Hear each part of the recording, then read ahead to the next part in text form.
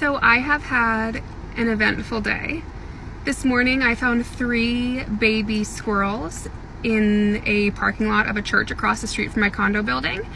They had clearly fallen out of the nest. They all had bloody noses and were on the concrete. And so I moved them from the concrete to the mulch beneath the tree they fell out of, and I left for a few hours to see if Mommy would come get them.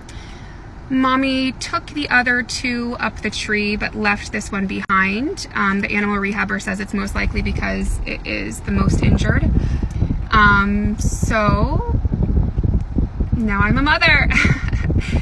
It took a lot of researching and calling around, but I did find a rehabber who will take him today. But this is how my day is going.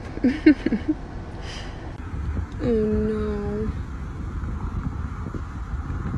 Am I about to save a bunch of baby squirrels?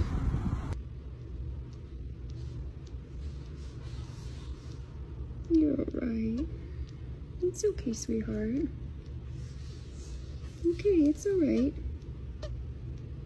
It's okay.